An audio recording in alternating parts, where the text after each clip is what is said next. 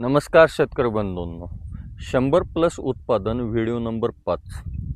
1 ते 4 व्हिडिओ जे आपले आचार्य ॲग्रो सर्व्हिसेस यूट्यूब चॅनलवर अवेलेबल आहे. या 100+ उत्पादन सिरीजमध्ये छोट्या छोट्या बारकावेसहित आपण सगळे व्हिडिओ क्लिअर करत आहे. तरी शेतकरी मित्रांनो, आवर्जून तुम्ही हा व्हिडिओ बघावा. आपल्यासाठी 100 टन उत्पादन काढण्यासाठी हे व्हिडिओ मोलाचे ठरतील. शेतकरी मित्रांनो, 5 नंबर व्हिडिओमध्ये रोप लागवड चांगली का कांडी लागवड, बऱ्याच शेतकऱ्यांचे असे प्रश्न असतात. शेतकरी मित्रांनो, आपल्या इकडे जर पारंपरिक पद्धतीनं जर बघायला गेलो तर कांडी लागवडीची पद्धती जास्त आहेत आणि कांडी लागवडीमध्ये 2 डोळ्याची टिपरी लागवड जास्त पद्धतीनं केली जाते. भले आपण 2 डोळ्याची टिपरी करू दे लागवड, 2 डोळ्याच्या टिपरीमध्ये 2 डोळ्याच्या टिपरीमधले जे अंतर आहे ते सरासरी 1.5 इंचाच्या आसपास ते 2 इंचाच्या आसपास ठेवावं. कारण जेणेकरून जेटाच्या डोळ्यांची संख्या ही सरासरी 6,500 ते 7,000च्या आसपास निघावं आणि त्याच्यानंतर आपण फुटवे जास्त घ्यावेत.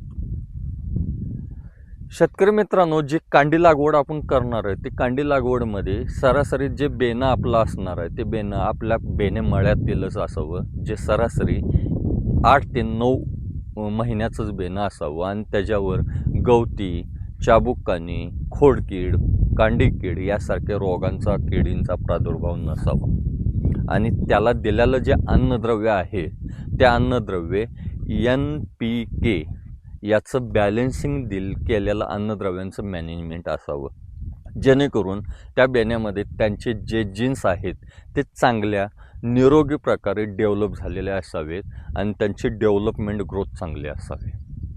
शेतकरी मित्रांनो, या पद्धतीचं कांडी लागवडीसाठी कांडी घेणं योग्य किंवा बेणं घेणं योग्य असतं.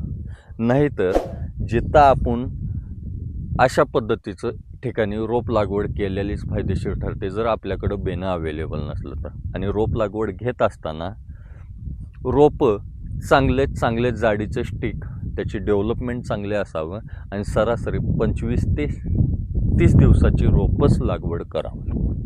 ही जर माहिती आवडली असली लाईक करा, शेअर करा आणि आमचं चॅनल फॉलो करा, सबस्क्राईब करा.